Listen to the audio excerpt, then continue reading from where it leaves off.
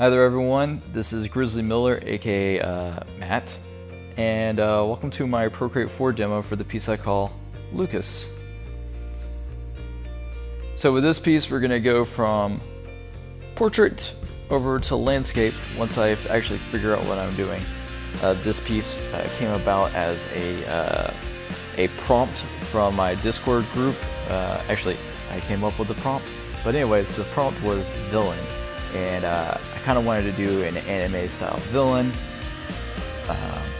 something that really evoked, villainy, not like an over the top, like crazy maniacal person, just like someone who's cool and calm and is like really evil.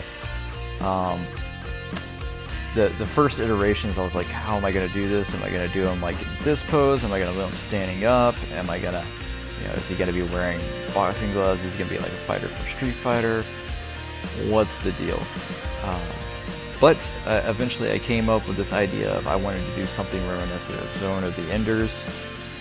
Zone of the Enders is a game that came out on, I think it came out like early 2000s on PS2, but it mixed a lot of anime plus robot fighting, and I thought it was beautiful. And I've been looking on Pinterest lately at just some Street Fighter art, King of Fighting art, and then some of this Zone of the Enders art popped up, and I was like, oh man, I'm really inspired by this.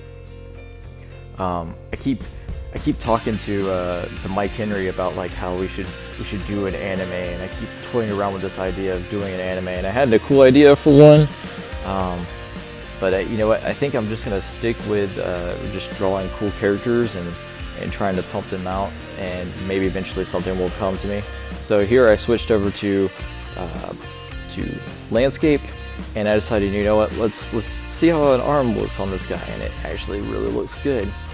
So from here, I just try to work out the mechanics of the arm, the fingers, the thumbs, how everything's going to look, where he's going to be placed in the actual picture, and kind of the idea behind this mechanical arm and just the suit in general is they've got all these like these places on their bodysuit where mechanical parts can attach to them, and as you can see, he's got them on his shoulders, he's got some on his feet, maybe his suit has little tiny ones, like up and down his spine where a robot can attach to his spine. That's the idea behind this, and then also that kind of translates even further to the mechanical parts. So later on, when near the end of the piece, you'll see that there's all these circular pieces on the robot arm. And how I imagined it is that you would have this robot arm that has all these fixture slots, and you can actually add more robots to your frame, and eventually you would become like this super huge mech, just surrounded by robots. And this idea came from a friend of mine who was trying to come up with a good idea for an anime way back in, I think it was 2003, 2004, somewhere around there, when I was in college. And we had this idea for these robots, these like small, like maybe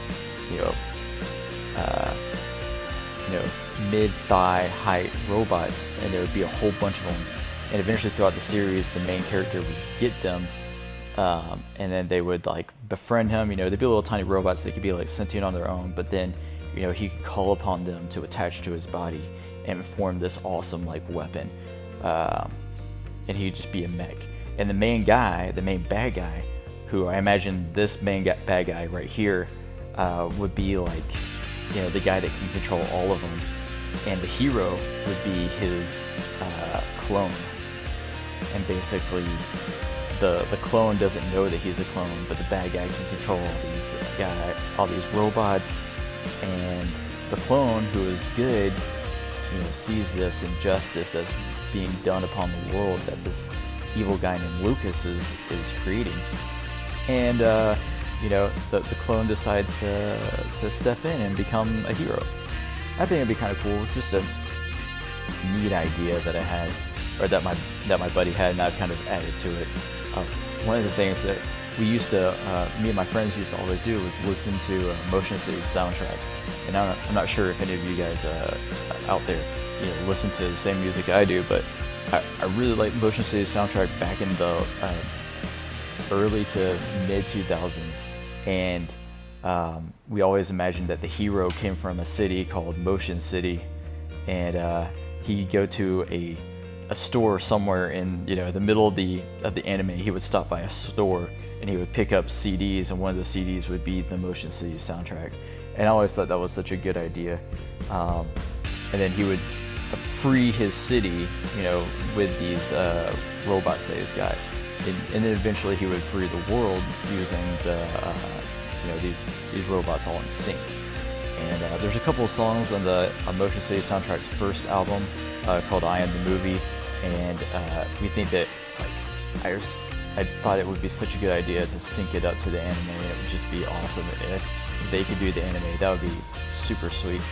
But anyways, there's just an idea I had, or that me and my buddies had a long time ago, back when we were in college.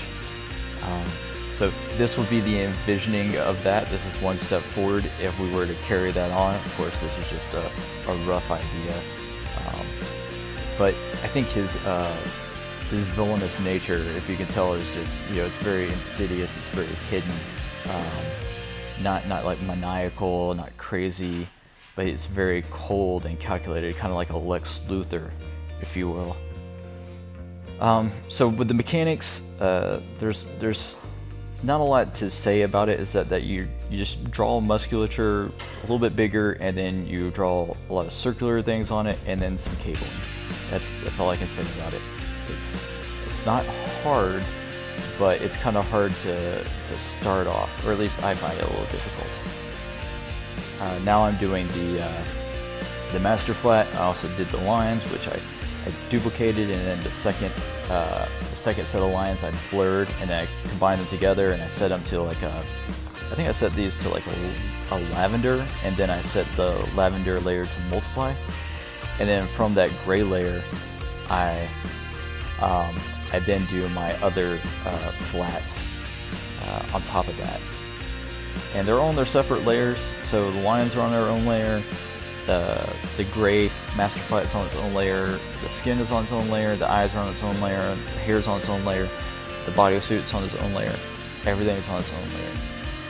And I'll eventually tweak the colors of some of these later on. I had to do a lot of exploration with the colors. If you've seen Mike Henry's RoboFit piece, you know that he starts off with like this gross looking beige / yellow gray, and I always like that, so I tried to emulate this here. I think I did a pretty good job. Obviously I did some blues, tried to work with that. I tried using some, I think I tried a red bodysuit at one point, and none of it was working, so then eventually I just tried to emulate kind of his color scheme, and I think it worked pretty well. I lightened some things up, darkened some things, and at one point I was gonna have like the bottoms of the bodysuit and kind of like the extensions of the bodysuit, so like the hands and the feet up into the mid arm and mid thigh being kind of like a gradient, like a green. But in the end, I just figured, I should look at it and take one thing away. That's kind of what people do in fashion. They construct something and then they take away one element, and that's what makes it look good. So I did that. I decided to take away that green because it just looked, like that. Like, it looks cool. It would be really cool on an action figure, but in this case, nah. Let's just take it away. Another cool thing that I did with this one is I did some blurring from the background and bleeding it into the actual character. Like, I think they call it what's the term for that thing? The bloom. So I did a bloom effect, and what's really cool is I did the background. So after I put in the background, I just took a picture of the whole canvas. So I did a copy canvas, and then set the copy canvas layer on top of all the flats and the lines, and then I selected my master flat, deleted away from that copied canvas layer, and then I blurred that layer. And then after I did that to a sufficient degree, I think I did mine to 20%, then I went back to the master flat, selected the inverse of it, and then I deleted away from the blurred copy layer, and it gives like this really cool bloom effect over it. And you can use it with any color background you have. Like most of the times you'll see it with white, but if you had like a blue background or even a background that had you know, like a lot of detail, like a castle scene, or in this case it would be like a whole bunch of robotics, maybe like some kind of post-apocalyptic junkyard or something, and you could just, you know, take that and then blur it, and you're not leaving the blurred portion of it on the screen. You're just taking it and blurring it over, so that way the edges kind of bleed over into the main character, and it gives that bloom effect. And a lot of animes lately have been doing that, so I've noticed, and it looks really, really sharp and really pretty.